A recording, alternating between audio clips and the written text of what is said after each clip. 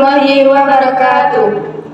Hai teman-teman, kami dari kelompok 6. Di sini kami akan memperkenalkan diri terlebih dahulu dengan saya sendiri. Saya Ratu Nawara Yasmin dan teman saya Ingat Yati. Di dalam video ini kami akan menampilkan sebuah video dialog interaktif di mana untuk memenuhi tugas UAS mata kuliah Ushul Fikih 1 dan kami akan membahas tentang bab nasa atau pembatalan hukum. Oke, baiklah teman-teman, mari saksikan video kelompok kami. Halo Ratu. Ya, Kak. Ingat mau tanya nih, naskah itu apa sih pengertiannya? Jadi, nasa itu mempunyai dua definisi. Yang pertama itu secara bahasa dan secara istilah. Nah, secara bahasa, nasa itu ialah an-nasu lughatan yatliqu ala ahadin amroini al-izalatu wan naql. Jadi, nasa itu secara bahasa berarti mengarah pada salah satu dari dua hal, yaitu penghapusan dan pembatalan. Nah, untuk al-izalah atau penghapusan itu sendiri seperti contoh nih, nasatu syamsa azilu, matahari menghapus kegelapan, yaitu tentang terangnya bayangan matahari, artinya menghilangkan karena bayangan itu mungkin tidak terjadi di tempat lain dan berpindah ke sana. Dan seperti contoh lagi, nasatu arriha atarul kaum, artinya angin telah menghapus jejak suatu kaum atau angin menghilangkan jejak kaki. Nah, itu tadi al-izalah atau penghapusan. Yang kedua yaitu an-naql, yaitu perpindahan. Jadi, an-naql atau perpindahan itu yaitu memindahkan sesuatu dan mengubahnya dari satu keadaan ke keadaan lain, atau dari satu tempat ke tempat lain yang masih tetap atau yang bentuknya kembali seperti semula, seperti nasatul kitab yang artinya saya memindahkan isi buku, yang berarti memindahkan atau mengutip, yaitu persis sama menurut isi buku itu, baik kata-katanya serta penulisannya. Dengan hal tersebut, nasa secara bahasa itu seperti firman Allah Subhanahu wa taala di dalam surah Al-Jasiyah ayat 29. A'udzu billahi minasyaitonir rajim. Bismillahirrahmanirrahim. Hada kitabuna yantiqu 'alaikum bil haqq. Inna kunna nastansihu ma kuntum ta'malun. Yang artinya, ini kitab atau catatan kami yang menuturkan kepadamu dengan sebenar-benarnya. Sesungguhnya kami telah memberitahumu apa yang telah kamu kerjakan. Itu tadi pengertian nasa secara bahasa, dan adapun pengertian nasa secara istilah yaitu wafi istilahi ikhtilafa usuliyuna fi ta'rifi. Al-awwalu raf'ul hukmi asy-syar'iyyi bidalilil mutaakhiri anhu ala wajhin laulahu lakana mustabitan. Nasa secara istilah itu mempunyai perbedaan pendapat dari ulama usul fikih dalam mendefinisikannya. Yang pertama yaitu menghilangkan putusan hukum yang disertai bukti-bukti di kemudian hari, dalam arti kalau tidak ada maka sudah ditetapkan.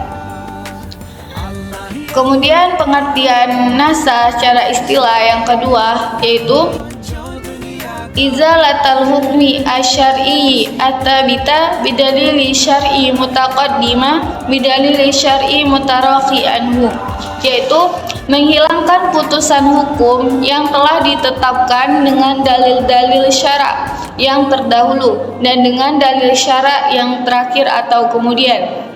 Jadi, dari berbagai pendapat yang telah dikemukakan tadi, maka dapat disimpulkan bahwa nasa adalah penghapusan atau pembatalan suatu hukum yang datang di kemudian hari. Begitu ya Ratu. Jadi pengertian naskah itu ada dua, yaitu secara bahasa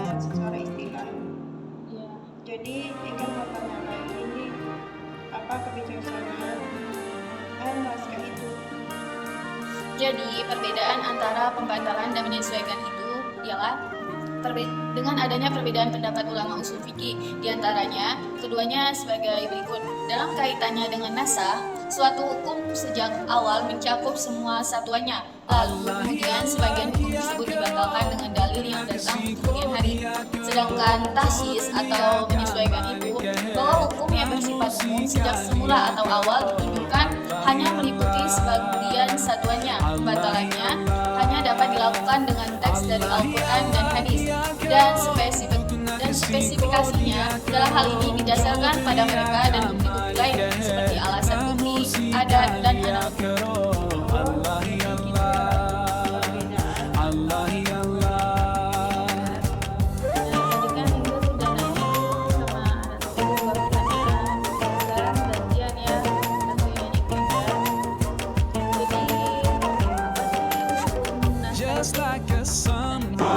Pembatalan diperbolehkan dengan akal dan pendengaran, tanpa adanya perbedaan pendapat di kalangan umat Islam, kecuali mengenai kemustahilan Al-Quran. Dalam hal ini, Abu Muslim Al-Ifani meyakini bahwa keseluruhan Al-Quran bersifat menentukan dan tidak ada yang dapat menggantikan firman Allah.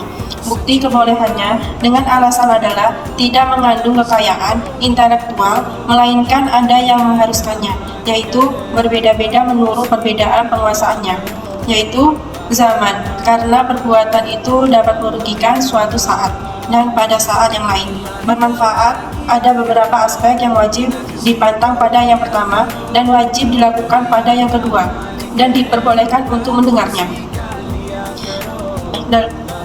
Dalam hal ini Rasulullah Shallallahu Alaihi Wasallam bersabda, An-Nabiyya Shallallahu Alaihi Wasallam aqama yastaqbilu Baitul Maqdis fi sholati sitata asyara syahron summa nasikha dalika bi talabi tawajuhi illal Ka'bah.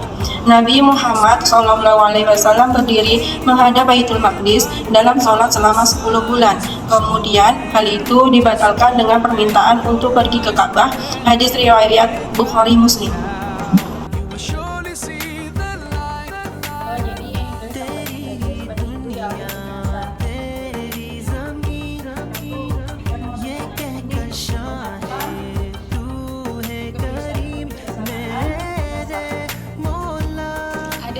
Keputusan atau kebijaksanaan mengenai masa itu, yaitu yang pertama, harus memperhatikan kepentingan masyarakat dengan mengatur apa yang paling bermanfaat bagi mereka dalam agama dan dunianya. Yang kedua, yaitu pengembangan peraturan perundang-undangan hingga mencapai kesempurnaan, seperti halnya larangan minuman beralkohol.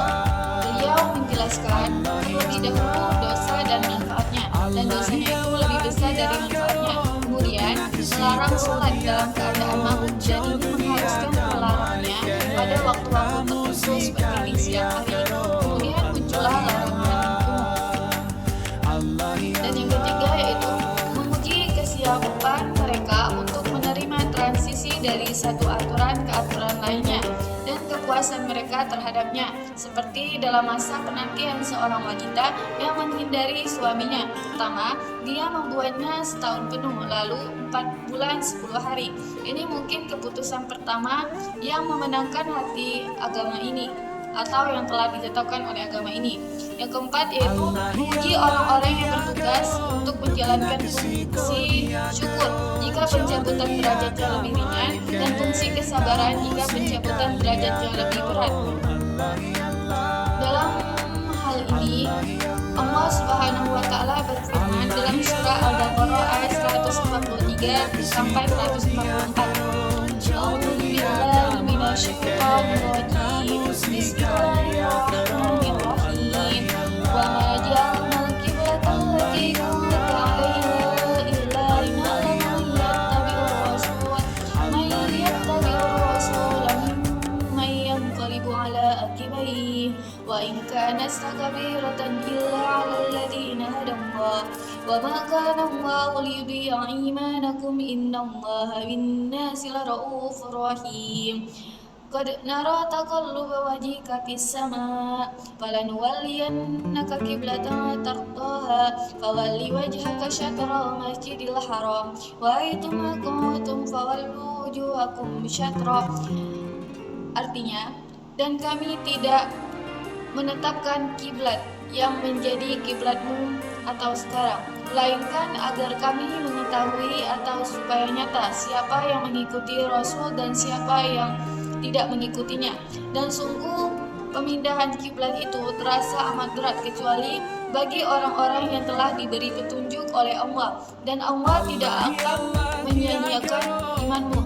Sesungguhnya Allah Maha Pengasih lagi Maha Penyayang kepada manusia. Maka akan kami palingkan engkau ke kiblat yang engkau senangi. Maka hadapkanlah wajahmu ke arah Masjidil Haram, dan di mana saja engkau berada, hadapkanlah wajahmu ke arah itu. Quran Surah Al-Baqarah ayat 143 sampai 144. Nah, di dalam ayat ini menunjukkan keutamaan umat Islam, di mana Allah Subhanahu wa Ta'ala memberikan hidayah umat Islam untuk menghadap kiblat yang merupakan rumah ibadah atau tempat ibadah yang pertama dibangun di muka bumi ini, yaitu Masjidil Haram. Just like a sunrise can't be denied, no. Just like the river will find the sea. Oh Allah, you're here, you're always there, and I know without a Pembatalan tidak terjadi pada semua putusan, melainkan sebagian putusan hukum wajib yang memberikan toleransi terhadap ada dan tidak adanya, yaitu sah atau haram pada dirinya sendiri pada saat kenabian. Oleh karena itu, ketentuan berikut tidak berlaku untuk pengalihan. 1. Aturan-aturan umum dan prinsip-prinsip umum seperti amar ma'ruf dan haram munkar, dan tidak ada bahaya atau bahayanya dalam Islam. Yang kedua, putusan yang tidak mentoleransi hal-hal yang haram seperti keputusan asli yang berkaitan dengan keyakinan seperti beriman kepada Tuhan, malaikat-malaikatnya, kitab-kitabnya, rasul-rasulnya, dan hari akhir. Yang ketiga, keputusan yang tidak mempunyai penerimaan seperti kekafiran dan asal-muasal, keburukan seperti kezaliman, kebohongan, pengkhianatan, durhaka kepada orang tua, khianat, dan sejenisnya. Ini karena keburukannya tidak berubah. Yang keempat, ketentuan yang mencabut segala sesuatu yang bertentangan dengan pencabutan, seperti pelestarian tes atau makna. Yang pertama seperti jihad yang akan terus berlangsung sampai hari kiamat. A'udzubillahi minasyaitonirrajim. Bismillahirrahmanirrahim. Wa ma kana lakum an tu'tu rasulallahi wa la an taqibu azwajahu min ba'dihi abadan. Dan tidak boleh kamu menyakiti hati Rasulullah, dan tidak boleh pula menikahi istri-istrinya selama-lamanya setelah Nabi wafat. Quran Surah Al-Ahzab ayat 53. Karena kekalahan menghendaki kebaikannya senantiasa dan mencabutkan pertentangan dengan hal itu. Dan hukum yang kedua itu seperti hukum yang membuktikan menirunya di era pesan, baik secara eksplisit maupun implisit, adalah hal yang kekal dan tidak bisa mentoleransi pencabutan karena merupakan penutup para nabi, dan tidak ada pencabutan kecuali dengan lisan nabi setelahnya. Oke, baiklah, itu tadi video dialog interaktif kelompok kami terkait tentang bab nasa atau pembatalan hukum. Semoga apa yang telah kami tampilkan tadi teman-teman dapat memahaminya. Sekian, terima kasih. Wassalamualaikum warahmatullahi wabarakatuh.